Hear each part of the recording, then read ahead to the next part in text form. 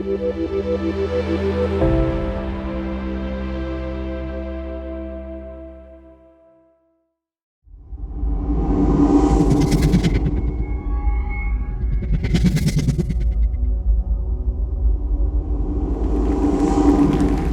Genova!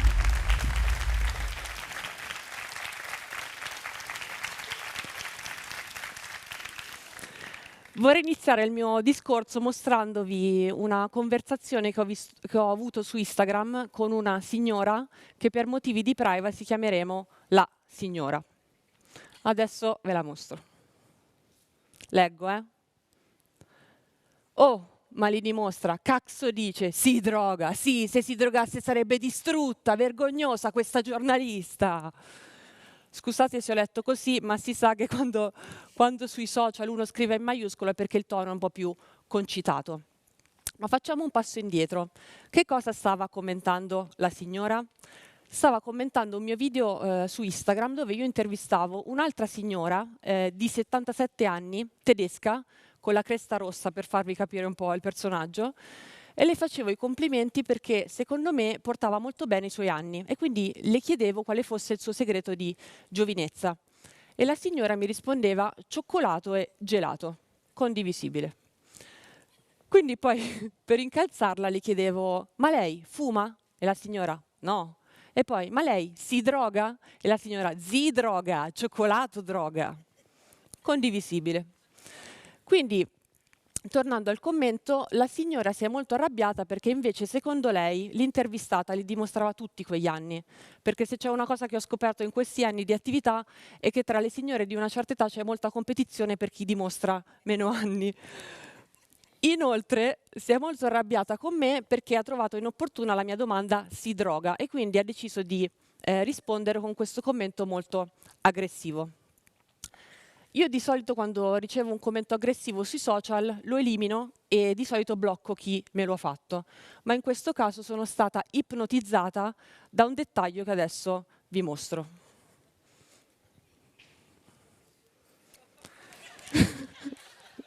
L'immagine profilo della signora. Come definire cotanta bellezza? Forse una nuvola di coccole? O forse la panacea a tutti i mali del mondo? Fatto sta che io, inebriata da questa morbida visione, non ho potuto fare a meno di risponderle così. Lei ha un bellissimo cagnolino bianco invece, sembra anche morbidissimo. Emoji con cuoricini, che se gli antichi romani avevano a disposizione il rametto d'ulivo per fare la pace tra i popoli, noi abbiamo a disposizione questa emoji potentissima, quindi mi raccomando usatela bene. Ma per farvi vedere com'è finita la conversazione dovete aspettare la fine di questo speech, intanto vi parlo un po' di me. Opla, come direbbero gli anziani. A volte le persone mi chiedono come mai intervisti solo gli anziani? E io intervisto solo gli anziani perché io provo molta più empatia per loro, perché io sono cresciuta con i miei nonni, che per me sono stati come dei genitori. Ed è proprio grazie ai miei nonni che ho sviluppato questo amore per le sagre, per le feste di paese. Io sono umbra e non so se lo sapete, ma in Umbria ci sono molte più sagre che abitanti e di solito il primogenito di ogni famiglia viene chiamato con il nome di un salume tipico. Io mi sarei dovuta chiamare Salamina del Trasimeno Pagliaccia, ma mio padre era veneto e non ha voluto. Quindi con i nonni sono andata a tantissime sagre ed era sempre una festa perché mio nonno si divertiva bevendo qualsiasi liquido esistente in natura, mia nonna ballando in balera e io sognando la pensione. Ho passato dei momenti stupendi come quella volta alla sagra dell'Oca in provincia di Perugia, quando ero lì con mio nonno e i suoi amici pensionati e a un certo punto della cena mio nonno aveva pensato di alzarsi e dire a questo suo amico «Buona Loca, peccato condividerla con questo comunista». E il suo amico, non scherzando, si è alzato e gli ha detto «Beh, almeno io non sono un fascista di merda come te». Momenti stupendi che porterò per sempre nel mio cuore. Ma col passare degli anni mi sono chiesta perché ho veramente iniziato a fare questi video. E ho capito che in me c'è stata anche una sorta di ribellione verso un certo tipo di contenuti che vedevo sempre online. Infatti, io prima di aprire la partita IVA, lavorare da freelance, quindi cadere nella disperazione più totale ed essere costretta a nutrirmi di muschi e licheni sgraffignati dal sottobosco, avevo un lavoro vero, lavoravo in delle aziende e il mio compito era quello di intervistare persone famose che fossero di ispirazione per gli altri, che fossero inspiring. Ricordate questo termine perché se non usate questo inglesismo a Milano non farete mai carriera. Quindi il risultato è che il mio feed era pieno di queste interviste a questi grandi personaggi che raccontavano come fare i soldi, come raggiungere il successo, come raggiungere la felicità. E mi sono chiesta cosa suscitasse in me vedere quel tipo di testimonianze in un momento della mia vita in cui io non avevo neanche un buon motivo per alzarmi dal letto al mattino. E il risultato è ansia, tanta ansia, perché molto spesso quelle storie le trovavo autocelebrative, retoriche e veramente poco applicabili alla mia vita e alla mia storia. Quindi un giorno mi sono detta, ma perché invece di intervistare sempre questi grandi personaggi famosi, che poi sono sempre gli stessi in TV o alla radio, non intervisto persone normali che dicono cose normali? Perché a me non interessa sapere quanto fatturi, la tua strategia di successo o cosa ti abbia reso così tanto fiero di te da farti pensare che tatuarti la frase self-made man sul braccio fosse una buona idea.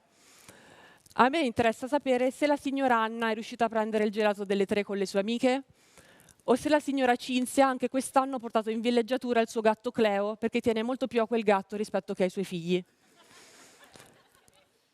Perché questo tipo di storie mi rilassano, mi fanno stare bene e soprattutto mi fanno pensare che il mondo sia un posto migliore di come a volte mi sembra. E per crearmi un posto migliore, diciamo, anche intorno a me, io cerco di avere una linea editoriale ben precisa sui video che pubblico sui social. E cerco mai di non pubblicare delle cose che mettano ansia a me o a chi le vedrà. E vi racconto una storia. Io quando vado al mercato fermo sempre diverse persone e le risposte che mi danno sono sempre imprevedibili però simpatiche.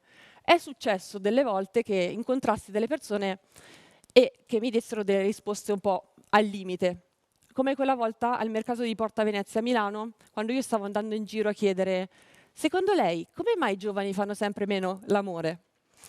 È arrivato questo signore di 94 anni, che era molto affaticato e con un filo di voce, ma ci teneva molto a rispondere alla mia domanda, si è avvicinato e mi ha detto «Io non lo so perché fanno sempre meno l'amore, ma quando io vedo una bella ragazza come te, divento ancora tutto duro». Fa ridere, me ne rendo conto, io non ho riso.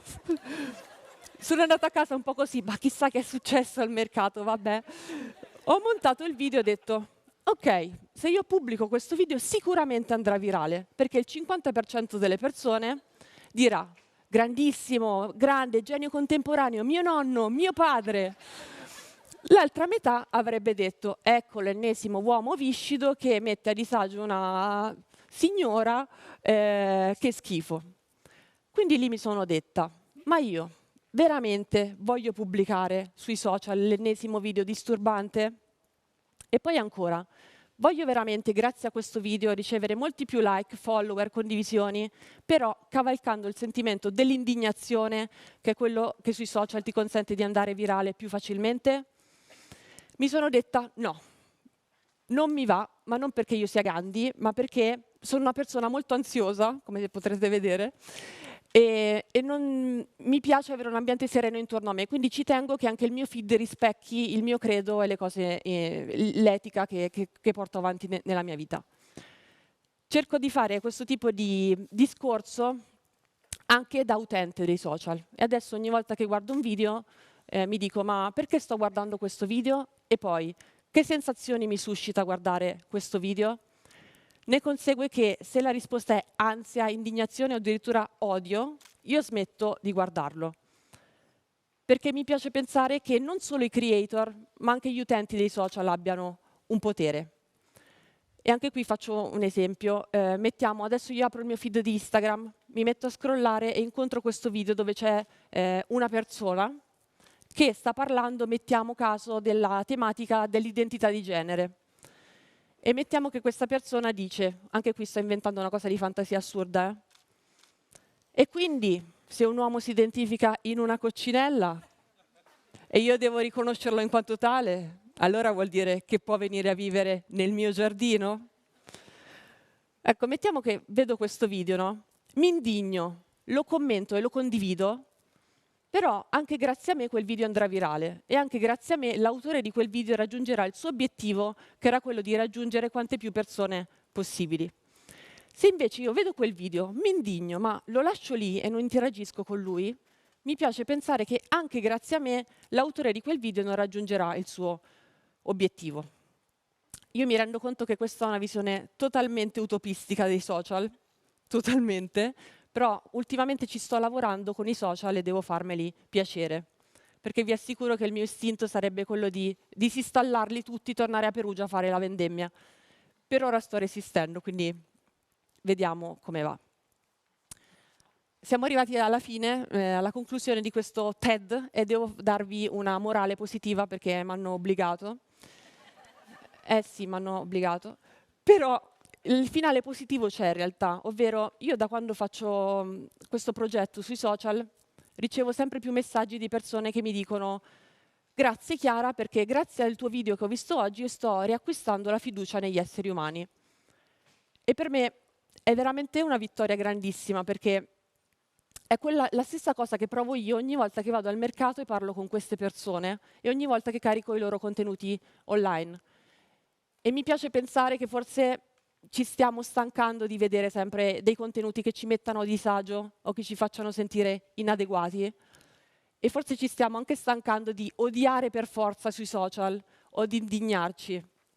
A meno che non si tratti di difendere la signora Anna che è stata truffata dal fruttivendolo del mercato o la signora Katia che è stata derubata del suo carrellino della spesa nel 2024 a Milano, ma ci rendiamo conto? Ci rendiamo conto. A sostegno di questa tesi vorrei farvi vedere com'è finita la conversazione dell'inizio con la signora. Faccio un breve recap che magari vi siete dimenticati. Oh, ma li dimostra, cazzo dice, si droga, sì, se si drogasse sarebbe distrutta, vergognosa questa giornalista. Quindi io stavo per bloccarla, ma vengo inebriata da questa morbida visione. Amore, ma quanto sei bello! E quindi decido di rispondere così. Lei ha un bellissimo cagnolino bianco invece, sembra anche morbidissimo. Poi dopo infiniti minuti di attesa mi arriva la notifica, la apro e la signora aveva risposto così. Grazie, sì, una lagotta romagnola. Alma.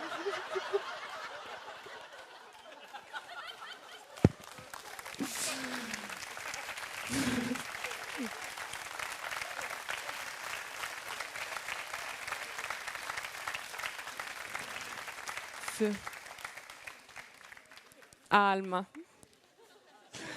E da questa cosa ho capito due cose fondamentali. La prima è che almeno sui social rispondere all'odio con altro odio non porta mai a niente di positivo.